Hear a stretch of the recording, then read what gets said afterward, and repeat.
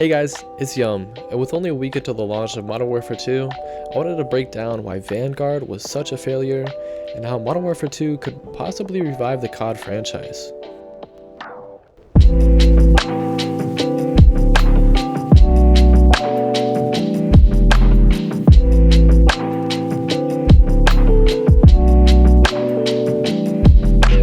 If you've been a part of the COD community for long enough, you definitely have heard of the COD cycle. You know, the game comes out, we all love it. A few months in, we're enjoying the game, but it could use some tweaks. By February, we hate the game and they've nerfed everything that we liked about it. We all miss the old game and say that the old game was better than this one, and then soon enough we all get excited when they announce a new COD, and then the cycle repeats. This cycle happens every year without a doubt, but this year it was a little bit different with Vanguard.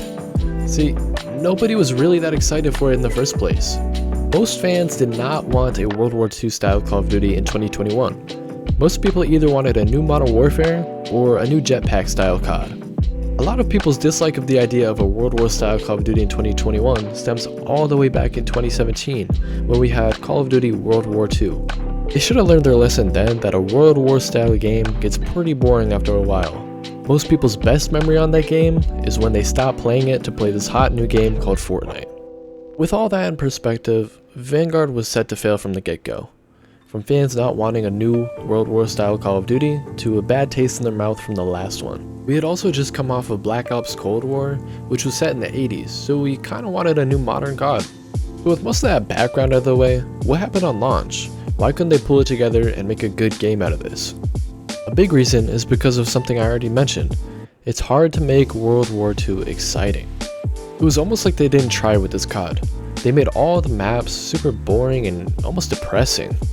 With that in mind, it doesn't matter what timeline they set this in, they blew it with the bland colors and the depressing atmosphere of the game. Nobody wants to sit all day and play that. After the game had been out for some time, it was clear that honestly they gave up on it. They really didn't care anymore, and they weren't putting any more effort into this game, and they were focused on the next COD already. When people realized this, everyone stopped playing this game. There were no streamers playing this game, there were no content creators making content on this game. Everyone was focused on either Warzone, or they were going back to the old CODs like Black Ops Cold War or Modern Warfare 2019. Now that the game was essentially dead, there were leaks surfacing about the next COD being possibly Modern Warfare 2. These rumors were later confirmed, and it brought back a lot of excitement to the community, but people were still skeptical on if Call of Duty could pull this off. Now that we're only a week away from the actual launch of Modern Warfare 2, the excitement is as high as ever in the community. And since we've now played the beta and the campaign is being released, I want to cover a few things that can make this one of the best CODs in recent history, and how they can keep the franchise alive. The first one is probably the most obvious. Since this is going to be our only COD for the next 2 years, which is the first time they've ever done anything like this, they really need to listen to the community. Activision and IW have a history of doing things the exact opposite way that the community wants things to be done. I understand that you can never please everyone, and we can't get everything that we ask for, but the way that they've handled things in the past almost feels like a slap in the face, like they're directly doing things the opposite way that we want them to be done. The second thing is don't nerf our fun. Now, it goes without being said that there's always going to be overpowered things in games, and they do need balance changes every now and then. But there's certain things that people find in games that make it more fun, but Call of Duty seems to not like that. They always seem to nerf it or take it out of the game. So instead of doing that this year, why not just let us have some fun? Maps are one of the key features on Call of Duty, and one of the most known things about the game. People play different ways on different maps, and people have different maps that they like better than the others. There's a feature that has been in past Call of Duties that is debatably one of the best features that they've ever added, and that is map voting. Before every match, each player in the lobby gets to vote between 2 maps. Whichever map gets the most votes is the map that you'll play on for that match. This goes on for every single match that you play in, so people get to choose their favorite maps, or maybe they'll play on a new map that they've never played before. This feature makes players feel like they have more control over how they're playing the game, and it's a lot more fun when you can choose what map you play on, so you don't have to play on the same bland maps over and over again.